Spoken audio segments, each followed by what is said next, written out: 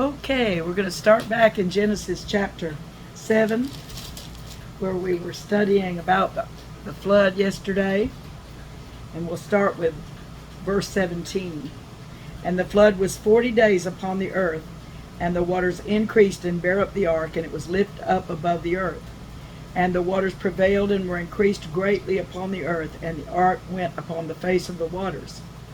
And the waters prevailed exceedingly upon the earth, and all the high hills that were under the whole heaven were covered. 15 cubits upward did the waters prevail, and the mountains were covered. So I looked up Mount Everest. It's the highest peak, and it's 29,032 feet high. So it was 15 cubits or 22 and a half feet higher. So the water was from sea level was 29,055 feet deep. From sea level. So that's about 5.6 miles deep. That was a flood, wasn't it? And all flesh died that moved upon the earth, both of fowl and of cattle and of beast and of every creeping thing that creepeth upon the earth, and every man. It was horrible judgment upon the world. Every man but who was in the ark died. Every cow, every beast, every fowl, all of it died.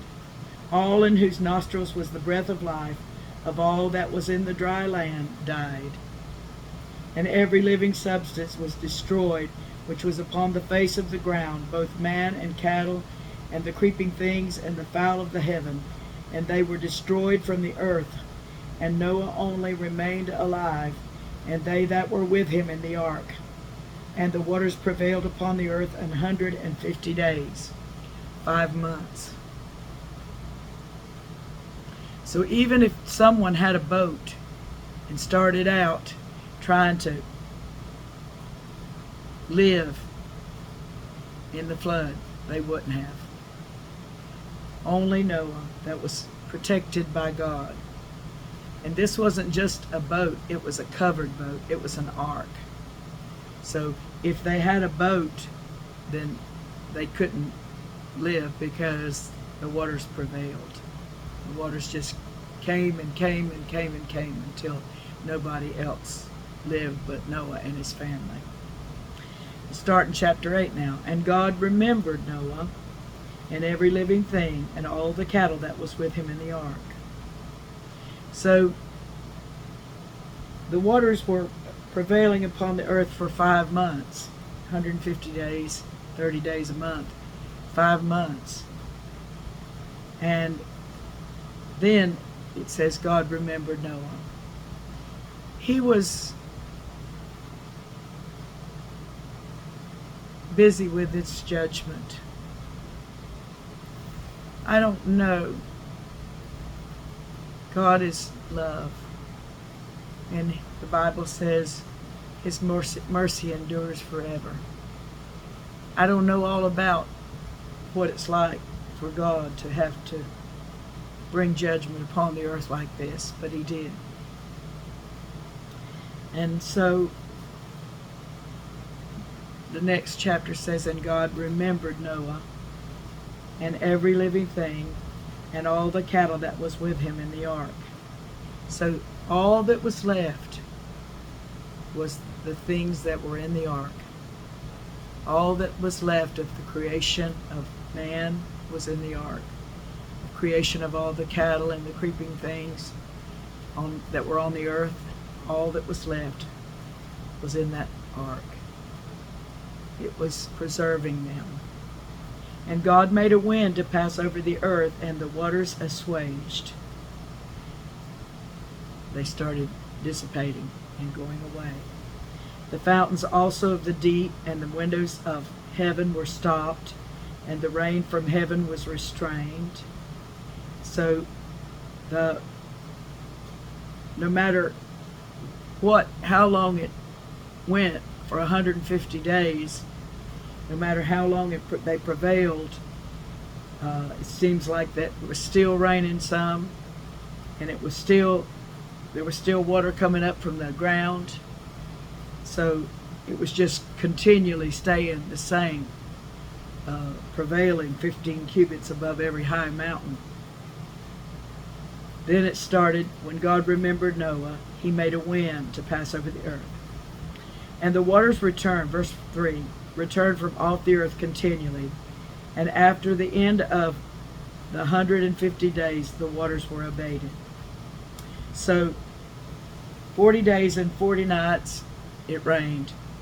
Then it prevailed 150 days and started abating, because it said at the end of the 150 days the waters were abated.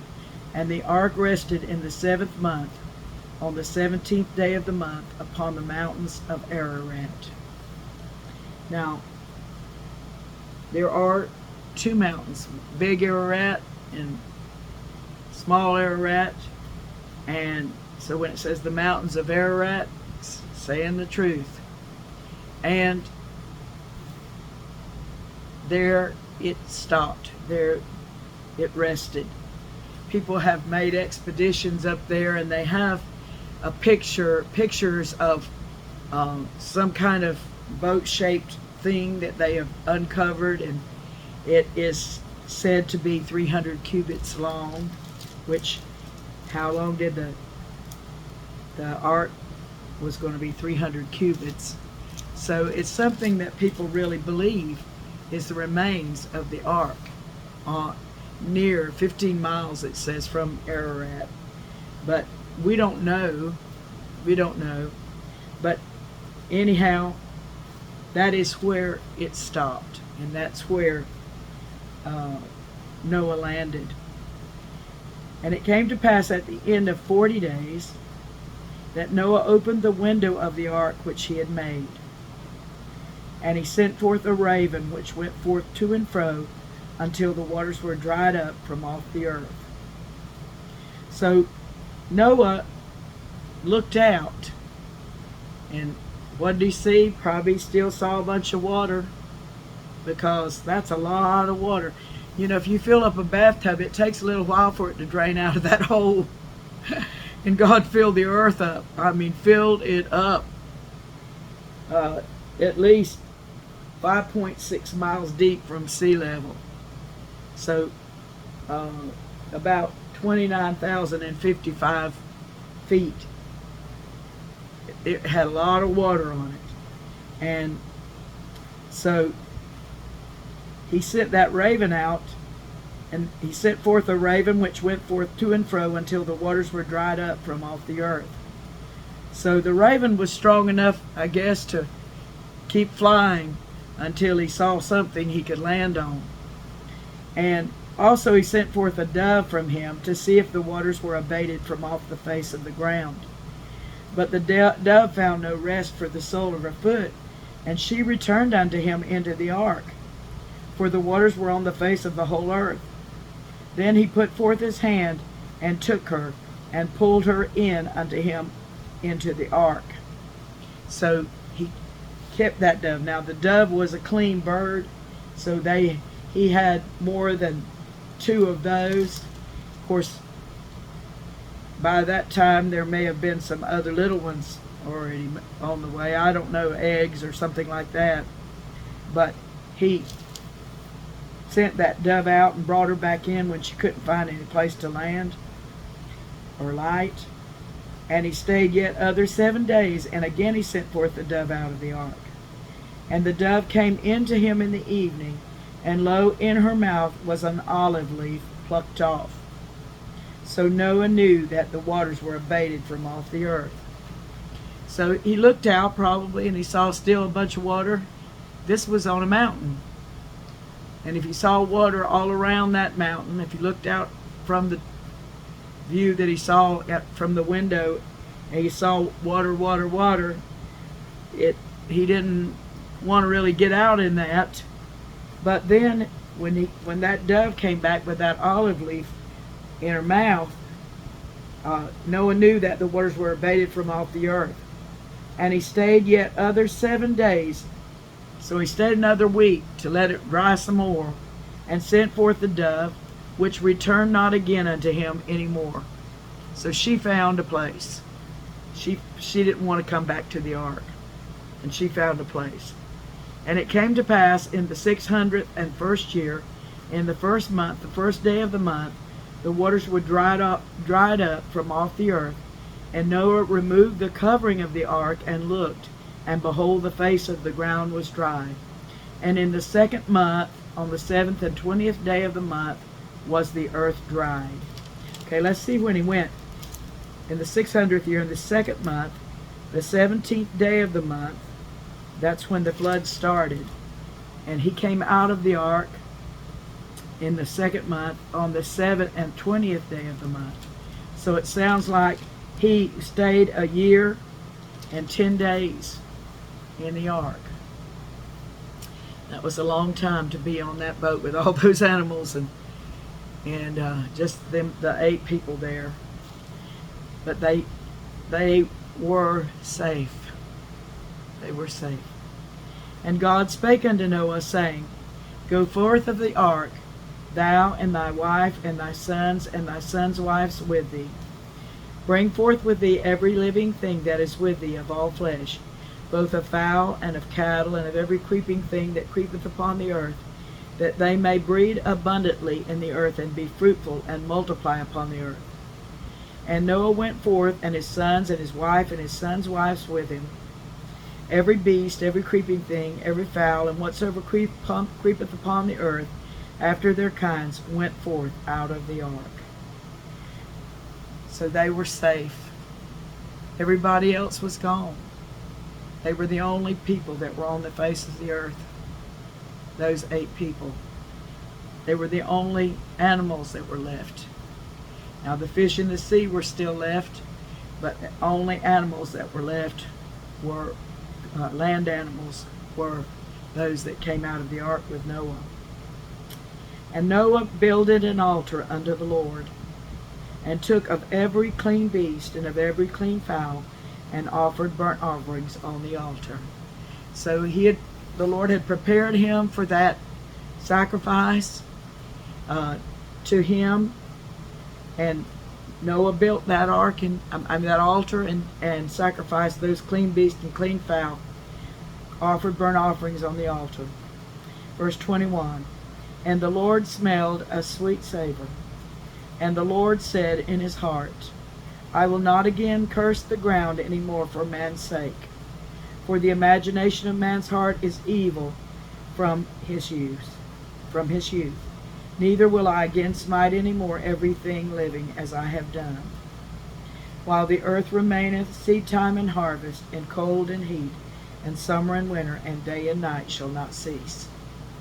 So the offering, the sacrifice that Noah made, was pleasing in the Lord's sight. And they were clean beast and clean fowl. And it's really something that when you think about them sacrificing to the Lord clean beast and clean fowl, it was a type of the sacrifice that was going to be made of Jesus Christ, because he was not filthy. He was clean. He was pure. He was holy. So he was a clean sacrifice. And I can also understand that sometimes Christians that are washed in the blood, their lives are sacrificed by violent men, by the wickedness that's in this world, sacrificed to help people understand that their sin is costly. Their sin is terrible and ugly and hateful, because it costs the best in the world, the best things, to be killed. So God, when he smelled that savor of those clean beasts being sacrificed, he said in his heart, I will not again curse the ground any more for man's sake. Remember, it was cursed, so it didn't give as much um, let's go back to where Adam and Eve were facing God. And he said, saying, thou shalt not eat of it. Cursed is the ground for thy sake, and sorrow shalt thou eat of it all the days of thy life.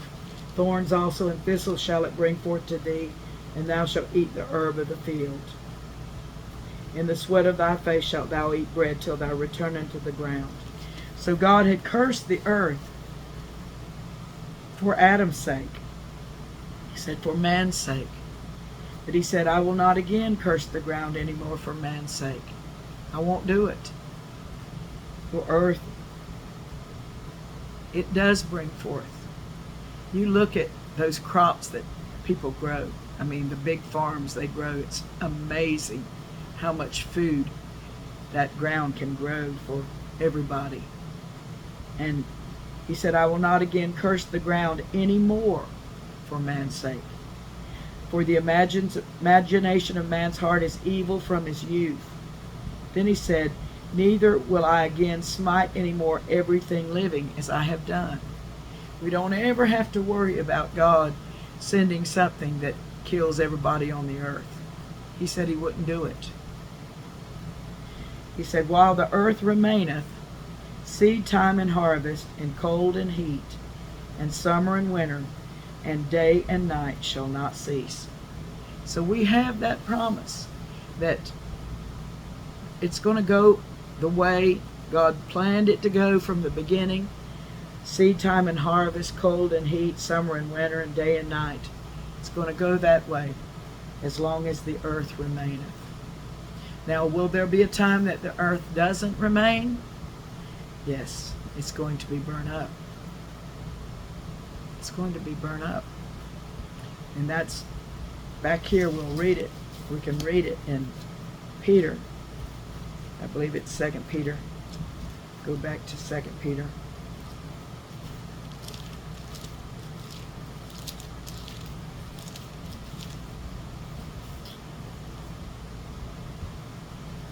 He said, Peter.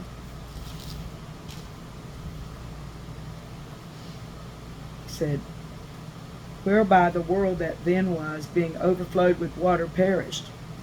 But the heavens and the earth which are now, by the same word, are kept in store, reserved unto fire against the day of judgment and perdition of ungodly men. So he promised in the word that all of this was going to be burned up. Looking, verse 12 in chapter 3 of 2 Peter. Looking for and hasting unto the coming of the day of God, wherein the heavens being on fire shall be dissolved, and the elements shall melt with fervent heat. Therefore we, according to his promise, look for new heavens and a new earth, wherein dwelleth righteousness. So as long as the earth remains, that's what the Lord promised, that there was going to be seed time and harvest, cold and heat, summer and winter, and day and night shall not cease. Until this day, in the day of God, when that happens, that the fire will burn everything up. And he talks to us and lets us know that, seeing we know that all things are going to be burned up. Look at verse 10, it says, but the day of the Lord will come as a thief in the night, in the which the heavens shall pass away with a great noise, and the elements shall melt with fervent heat, and the earth also and the works that are therein shall be burned up. Seeing then that all these things shall be dissolved, what manner of persons ought you to be in all holy conversation and godliness? We are living in a world that's destined to be burned up. I know that everybody wants to conserve, wants to, make sure you recycle and all that. I know. And it's because we feel like we've messed the world up with our trash and things like that. But it's all going to be burned up. When? It's going to be burned up, I believe, at the end of the day of the Lord. The day of the Lord is that 1,000 years when Jesus rules and reigns. And the end of that day of the Lord is when this is going to happen. It's 1,000 years, but then it's going to happen. So I want you to see that God promised until then that all of this is going to go on just like it always has. Seed time and harvest, cold and heat, summer and winter, and day and night shall not cease. Okay, I ran over. Okay, we'll see you tomorrow, Lord willing. Bye-bye.